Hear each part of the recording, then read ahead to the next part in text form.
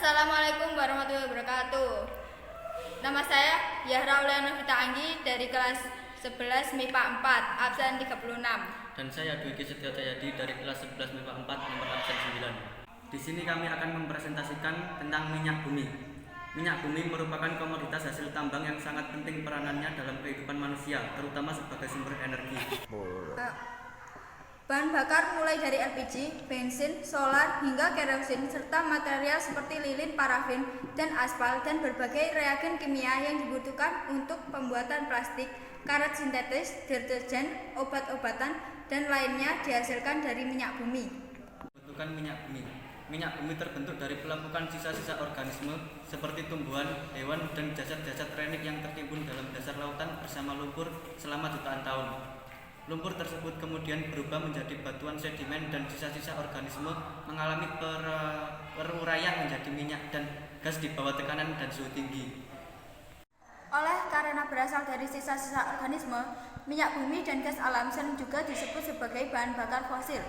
Bahan bakar fosil tergolong sumber daya alam yang tak terbarukan sebagai proses pembentukan yang sangat lama. Komposisi minyak bumi.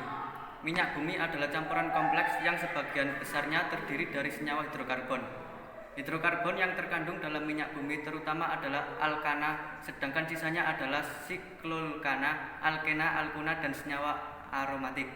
Komponen kecil lainnya selain hidrokarbon adalah senyawa-senyawa karbon yang mengandung oksigen, belerang, ataupun nitrogen. Pengolahan minyak bumi. Pengolahan minyak bumi terbagi menjadi dua tahap. Pengolahan tahap pertama. Pengolahan tahap pertama dilakukan dengan distilasi singkat, yaitu proses distilasi berulang-ulang sehingga didapatkan berbagai macam hasil berdasarkan perbedaan titik didihnya. Hasil pada proses distilasi bertingkat ini meliputi 1.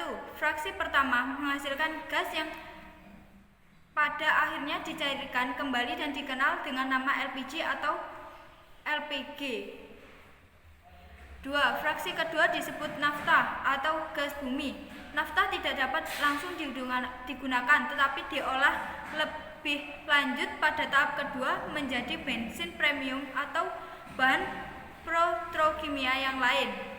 Nafta sering disebut juga bensin berat. 3. Fraksi ketiga atau fraksi tengah selanjutnya dibuat menjadi kerosin, minyak tanah, dan aftur, yaitu bahan bakar pesawat jet. 4. Fraksi keempat sering disebut solar yang digunakan sebagai bahan bakar mesin diesel. 5.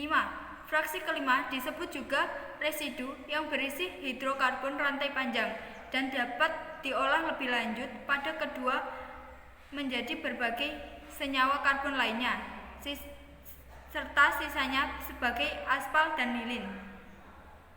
Pengolahan tahap kedua. Pada pengolahan tahap kedua dilakukan berbagai proses lanjutan dari hasil penyulingan pada tahap pertama. Proses-proses tersebut meliputi 1. Perengkahan. Pada proses perengkahan dilakukan perubahan struktur kimia senyawa-senyawa hidrokarbon yang meliputi pemecahan rantai, alkilasi, polimerisasi, reformasi, dan isomerasi. 2. Proses ekstraksi. Pembersihan produk dengan menggunakan pelarut sehingga didapatkan hasil lebih banyak dengan mutu yang lebih baik.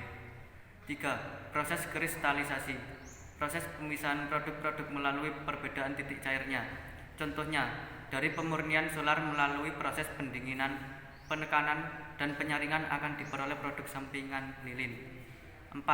Pembersihan dari kontaminasi. Pada proses pengolahan tahap pertama dan tahap kedua sering terjadi kontaminasi. Kotoran-kotoran ini harus dibersihkan dengan cara menambahkan soda kaustik, tanah liat, atau proses hidrogenasi. Bensin. Bensin merupakan bahan bakar kendaraan bermotor yang memiliki peranan penting. Di Indonesia tersedia berbagai jenis bensin, misalnya premium, pertamax, dan pertamax plus. Setiap jenis bensin memiliki mutu yang berbeda. Mutu bensin ditentukan oleh efektivitas pembakarannya di dalam mesin. Hal ini dipengaruhi ketepatan waktu pembakaran sehingga tidak menimbulkan ketukan yang mengganggu gerakan piston pada mesin. Ketukan dapat mengurangi efisiensi bahan bakar. menyebabkan mesin menggelitik dan bahkan merusak mesin. Mutu bensin biasanya dinyatakan sebagai bilangan oktan. Bilangan oktan ditemukan melalui uji pembakaran sampel bensin sehingga diperoleh karakteristik pembakarannya. Karakteristik tersebut kemudian dibandingkan dengan karakteristik pembakaran sebagai campuran N-heptana dan isoktana. Nilai bilangan oktan 0 ditetapkan untuk N-heptana yang mudah terbakar dan menghasilkan ketukan paling banyak, sedangkan nilai 100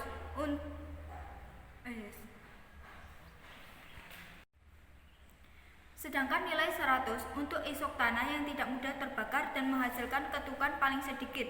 Sebagai contoh, suatu campuran yang terdiri dari 25% N-heptana dan 75% isoktana akan mempunyai bilangan oktan. Jadi, pertamax dengan bilangan oktan 92 akan memiliki mutu bensin yang setara dengan campuran 92% isoktana dan 8% N-heptana. Penjelasan dari kami akhiri. Wassalamualaikum warahmatullahi wabarakatuh.